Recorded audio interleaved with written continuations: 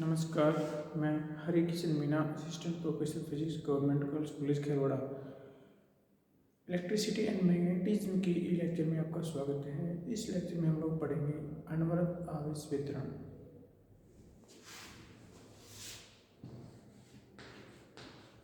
अनवरत आवेश वितरण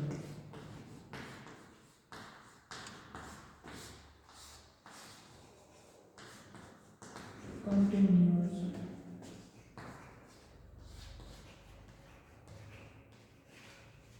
चार्ज डिस्ट्रीब्यूशन। तो इस लेक्चर में हम लोग पढ़ेंगे अनवरत आवेश वितरण। हमने पिछले लेक्चर में पढ़ा था कि जैसे हमारे पास में कोई पॉइंट चार्ज क्यू है, ठीक है, कैपिटल पॉइंट चार्ज क्यू है, और इस R1 दूरी पे हमारा चार्ज Q1 है, R2 पर हमारा चार्ज Q2 है, ये हमारा RI दूरी पर कोई चार्ज QI है, और ये हमारा QN है RI। इस प्रकार से कि हमारे पॉइंट चार्ज है, तो कूलाम का जो नियम है वो पॉइंट चार्ज पे हम लोग परिभाषित करते हैं, जो पॉइंट चार्ज के लिए है। तो इस चार्ज Q पर इन सभी आवेश के कारण जो लगने वाला जो बल होगा हमारा, वो बल होगा F equal to F at Q है, कैपिटल Q पर लगने हैं, तो दिस इज इक्वल टू 1/4π/0। इसके कारण लगने वाला क्या होगा, Q1 divided R1 square R1 के, ठीक है। उसके बाद Q2 के कारण लगने वाला कितना होगा, plus 1/4π/0 Q2 divided R2 square R2 के, okay.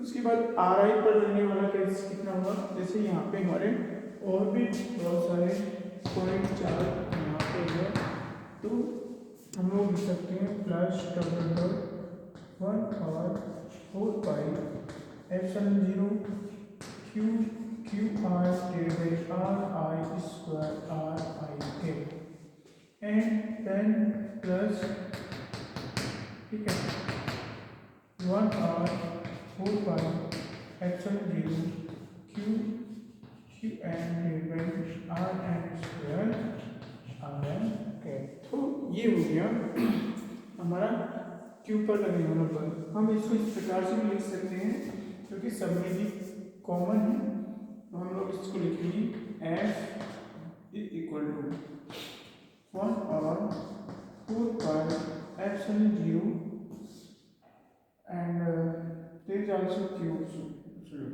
okay, this is Q, okay, Q भी सब में कॉमन है, तो लिखेंगे हम लोग R1 cap divided R1 square Q1 plus, sorry इसकी यहाँ पे लिखते हैं दोस्तों,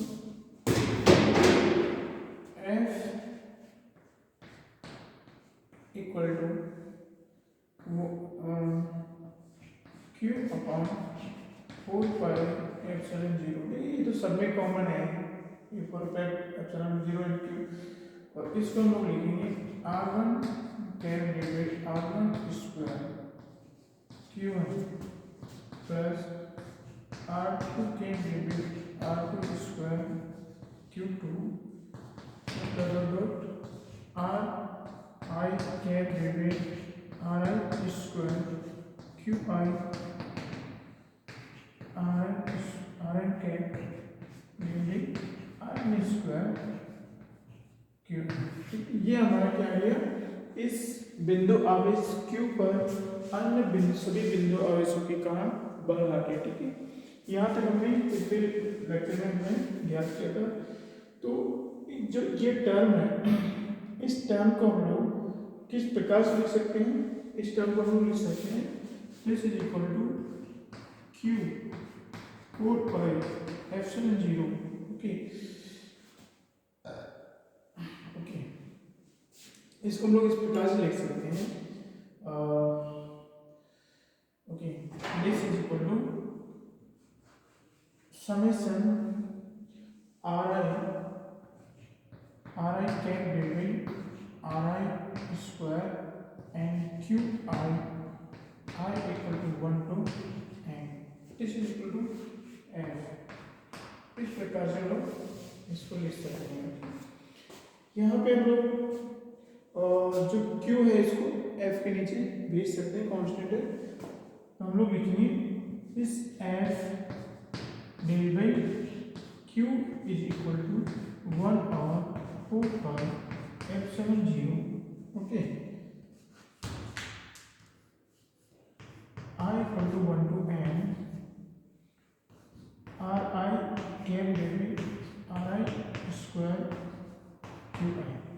ओके, हम लोग क्या करते हैं, हम जो ये टर्म है इसको क्या किससे डिफाइन करते हैं, इसको हम लोग ई से डिफाइन करेंगे। ठीक है, इसको डिफाइन करेंगे हम लोग ई of Q I, E of Q I से डिफाइन करेंगे। ठीक है, सो ये जो हमारे ई ऑफ क्यू आई है, ई ऑफ क्यू आई है, ये इसके बराबर है और ये दैट है। तो ये जो हमारा ई है, ये क्या होता है, विद्युत क्षेत्र की तीव्रता कहलाता है। विद्युत क्षेत्र की तीव्रता, ठीक है, क्या कहलाता है, विद्युत क्षेत्र की तीव्रता। तो विद्युत क्षेत्र की तीव्रता क्या होगी हमारी, plus E is equal to F divide by Q. तो जो कूलम के नियम से हमारा जो एफ आता है उसमें हम क्यू का भाग लगाते हैं। ठीक है, जैसे ये हमारा एफ आ गया, अगर इसमें हम लोग क्यू का भाग लगाते हैं तो जो हमारे पास जो बचता है वो क्या होता है ना, विद्युत क्षेत्र की तीव्रता होती है। तो हमारी विद्युत क्षेत्र की तीव्रता कितनी होगी, विद्युत क्षेत्र की तीव्रता, ये विद्युत क्षेत्र की तीव्रता है 1/4 pi epsilon 0 R equal to 1 to n R cap divide R square. Okay, क्योंकि हम लोग यहाँ पे जैसे q का भाग देंगे तो ये हमारे पास टर्म बचती है, ये वाली, इसको हटा करके। ठीक है, तो इस पूरे टर्म का क्या होगा, ये तो समीकरण रहा और ठीक है, क्यों यहाँ पे आ गया, तो ये हमारा ये विद्युत क्षेत्र की तीव्रता। तो जो कूलम नियम से हमारा जो बल है उससे हमारी विद्युत क्षेत्र की तीव्रता रहती है। अब हम क्या करते हैं, ये तो पॉइंट चार्ज के लिए था, अब हम लोग इसी चीज को हम लोग जो इलेक्ट्रिक फील्ड है, विद्युत क्षेत्र की तीव्रता, उसको हम लोग किसके लिए कहते हैं, कंटिन्यूअस चार्ज डिस्ट्रीब्यूशन के लिए। ठीक है, तो कंटिन्यूअस चार्ज डिस्ट्रीब्यूशन में क्या होता है, देखो यहाँ से देखो, अगर हमारे पास में केवल 2 ही चार्ज है, ठीक है, केवल 2 ही चार्ज है, तो हम लोग क्या करेंगे, इससे हमारे पास में एक चार्ज ये है और एक चार्ज क्यू है। ठीक है, तो क्यू और क्यू है, तो हमारे पास में आई इक्वल टू कितना आएगा, 1 आएगा। तो ये आ जाएगा हमारे पास में, देखो Q upon 4 pi epsilon 0 are I square. एक ही है जो हमारे पास Q1 है। ओके, ठीक है, तो ये आ जाएगा हमारे पास Q1 divided 4 pi epsilon 0 R cap divided by R1 square. तो एक चार्ज के लिए हमारा ये इलेक्ट्रिक फील्ड आ गया। अब हम लोग क्या करते हैं, कंटिन्यूअस चार्ज डिस्ट्रीब्यूशन के लिए हम लोग इलेक्ट्रिक फील्ड या फोर्स ज्ञात करते हैं। फोर्स ज्ञात करने के लिए जो इसको हम लोग जो टेस्ट चार्ज है उससे मल्टीप्लाई कर देंगे हम लोग। ठीक है, टेस्ट चार्ज का जो आवेश होता है वो इकाई होता है। ओके,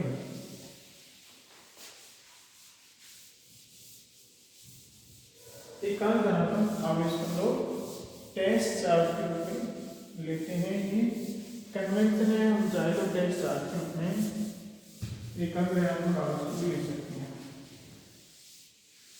अब जैसे आवेश हमारा किसी धातु की पट्टी पे या किसी तार पे या किसी आयतन में वितरित हो सकते हैं, अनवर कंटिन्यूस, तो हम लोग उस कंडीशन में क्या करेंगे, जैसे हमारे पास एक चार्ज डिस्ट्रीब्यूटेड है किस पे, तार पे, क्यू चार्ज डिस्ट्रीब्यूटेड है, ठीक है, और जैसे सी लंबाई है टोटल, ठीक है, एल इसकी लंबाई है, तो हम लोग जो इसका आवेश घनत्व है उसको हम लोग किससे डिपेंड करेंगे, लैम्बडा से, ठीक है, किससे डिपेंड करेंगे, लैम्बडा से। लैम्बडा क्या है, lambda is equal to Q by L आ जाएगा हमारा, ठीक है। तो हम लोग एकांक लंबाई है जिसको हम लोग डीएल बोलते हैं, तो उसके लिए हमारा कितना आ जाएगा, ये चार्ज कितना आ जाएगा, डी क्यू, ठीक है। इस वजह से सपोज करो डी क्यू चार्ज है तो हमारा चार्ज कितना आएगा, D Q is equal to lambda D L, ठीक है। तो एकांक लंबाई के लिए हमारा चार्ज है लैम्बडा, तो डी एल लंबाई के लिए कितना आएगा, चार्ज कितना आएगा डी एल लंबाई के लिए, इस एकांक लंबाई के लिए चार्ज है उसको इससे मल्टीप्लाई कर देंगे। उसी प्रकार से हमारे पास में जैसे कोई धातु की पट्टी है, ओके, इसका टोटल चार्ज कितना है, क्यू इसमें टोटल चार्ज है, और इसका एरिया कितना है, इसका जैसे एरिया है टोटल एल, ओके। तो हमारा जो इसका चार्ज घनत्व कितना है वो उसको हम लोग सिग्मा से डिफाइन करते हैं कि सिग्मा इसका चार्ज होगा, सिग्मा इक्वल टू कितना होगा, sigma equal two plus Q by S, okay. तो एकांक जो हमारा ये आएगा, सपोज करो ये हमारा एकांक क्षेत्रफल है, ठीक है, तो एकांक क्षेत्रफल का क्षेत्रफल कितना है, ds, ओके, और इसका चार्ज कितना आएगा, वो हमारा dq होगा। यहाँ से हम लोग dq निकालेंगे तो dq is equal to sigma ds, sigma एकांक क्षेत्रफल का ये है, तो ds क्षेत्रफल का कितना होगा, dq, इस सिग्मा से इसको मल्टीप्लाई कर देंगे। उसी प्रकार से हमारे पास में जैसे किसी वॉल्यूम में, ठीक है, इस किसी आयतन में, आयतन v है, इसमें हमारा q चार्ज है टोटल, और इसका जो आयतन आवेश घनत्व है सिग्मा है, सिग्मा इक्वल टू कितना आएगा, इस q बाई v। अब हमारे पास में कोई एकांक आयतन है, ठीक है, यहाँ पे ये हमारा dv है, और इस पे चार्ज dq, तो dq कितना होगा, एकांक जो आयतन घनत्व है उसको हम लोग इससे मल्टीप्लाई कर देंगे, सिग्मा dv से, ठीक है। तो ये तो हमारे एकांक लंबाई, एकांक क्षेत्रफल और एकांक आयतन पर हमारा जो चार्ज है वो है, जबकि हमारा चार्ज अनवर्त वितरित होता है, ठीक है। हम ये कहेंगे कि हमने क्या किया, चार्ज कंटिन्यूस डिस्ट्रीब्यूटेड है, तो हमने इसको छोटे छोटे पैकेटों में डिवाइड कर लिया। अब हम लोग क्या करेंगे, कूलाम का नियम लगाएंगे, तो कूलाम का नियम लगाने पर हमारा जो पॉइंट चार्ज के लिए जो वैलिडिटी है वो कंटिन्यूस चार्ज के लिए भी वैलिड रहेगी, क्योंकि हमने इनको छोटे छोटे पैकेटों में डिवाइड कर लिया और उसको हमने पॉइंट चार्ज के रूप में लिया, ठीक है। यहाँ से हम लोग क्या करेंगे, जैसे टोटल चार्ज क्यू, जैसे हम लोग टोटल चार्ज क्यू को कैलकुलेशन करें, सपोज लो टोटल चार्ज क्यू का कैलकुलेशन किया हमने, okay, this is Q I equal to 1 to n, ठीक है। यहाँ पे हमारे क्या है, जो चार्ज डिस्ट्रीब्यूशन है वो कंटिन्यूस है, ठीक है, चार्ज डिस्ट्रीब्यूशन कैसे है, कंटिन्यूस है। This is equal to q1 plus q2 plus qi qn, ठीक है। This is equal to total charge से अगर q हो तो हमारा ये q के बराबर आएगा, ठीक है। क्योंकि हमारा जो चार्ज डिस्ट्रीब्यूशन है वो कंटिन्यूस है, तो जो हमारा qi है वो किसमें, ये किसमें चेंज हो जाएगा, ये हमारा हो जाएगा dq में चेंज हो जाएगा, ठीक है। किसमें चेंज हो जाएगा, dq में, और dq किसके बराबर हमारा, ये हमारा लैम्बडा dl के बराबर है, ठीक है। दिस इज इक्वल टू, अगर इसके लिए लेंगे तो हम लोग ये आ जाएगा हमारा लैम्बडा dl, ठीक है। इसको हम लोग रैखिक आवेश वितरण, ये रैखिक आवेश वितरण के लिए है, और जो क्षेत्रफल आवेश वितरण के लिए ये आ जाएगा हमारा सिग्मा ds, ठीक है। ये आ जाएगा हमारा पृष्ठ आवेश वितरण, पृष्ठ आवेश वितरण के लिए, ठीक है। और उसी प्रकार से आवेश आयतन आवेश वितरण के लिए हमारा dq कितना आ जाएगा, rho dv equal to this is for आयतन